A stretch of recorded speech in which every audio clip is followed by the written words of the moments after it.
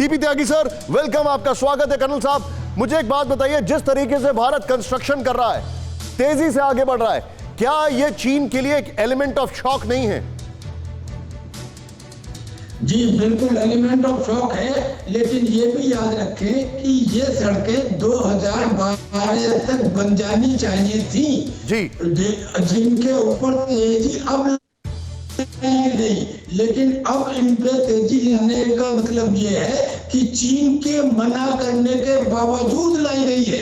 हमारी border road organisation ने जो ये सड़क बनाई है, उसमें कहा जाता है कि एक रूट को अगर जाने के लिए इस्तेमाल करो तो आने के लिए इस्तेमाल मत करो। तो हमारे लिए ये अल्टरनेटिव रूट दौलत बेग ओल्डी तक जाने के लिए बहुत आवश्यक थे, और अब इस रोड के कार्यक्रम से ये स्थिति साफ हो गई है। हम न केवल सैनिक शक्ति में चीन के सामने मिरर डिप्लॉयमेंट में है, लेकिन इंफ्रास्ट्रक्चर भी करीब करीब चीन के बराबर हम बनाते जा रहे हैं। सर, आप जो बता रहे हैं, आपकी बात को मैं सहमति जताता हूं, लेकिन अपने दर्शकों से वादा किया है, और स्क्रीन पर डॉक्टर MC मिश्रा का मैं स्वागत करूंगा, एम्स के फॉर्मर डायरेक्टर। सर वेलकम, स्वागत है आपका, we are honoured to have you here sir.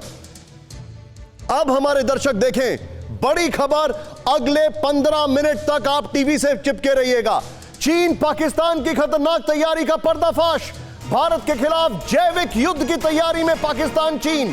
3 साल के लिए पाक चीन ने किया गुप्त समझौता। जैविक हथियार के लिए पाक में 2015 से 2015 से परीक्षण जारी।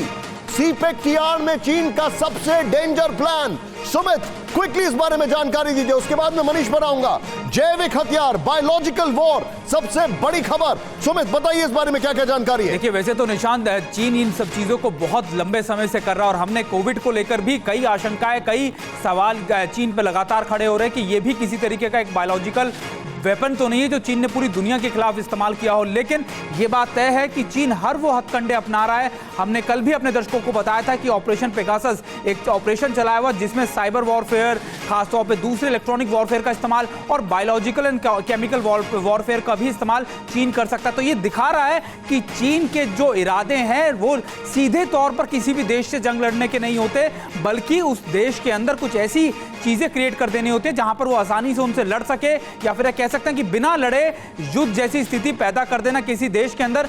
ये चीन का मकसद है, और इसके ऊपर चीन काफी लंबे समय से रिसर्च कर रहा है, और उसकी जो लैब्स हैं वो इन्हीं तरीके के एक्सपेरिमेंट्स को अंजाम दे रही है। निशांत, आप जो बता रहे हैं मैं सीधे चलूंगा यहां पर। मनीष, चीन और पाकिस्तान मिलकर जैविक युद्ध, बताइए जरा इसके बारे में इंफॉर्मेशन।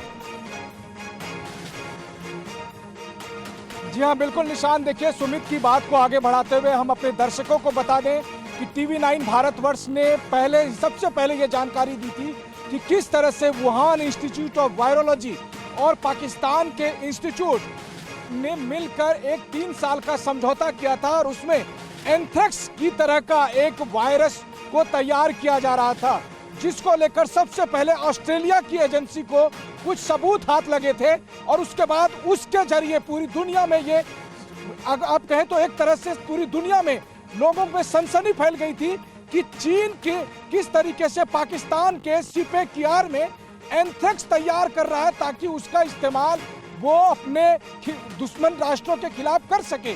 और इसके पूरे सबूत मुहैया हुए थे, जिसके बाद पाकिस्तान के विदेश मंत्रालय को सफाई देनी पड़ी थी, और वो भी उसने झूठ कहा था कि ऐसा कुछ लाभ नहीं है।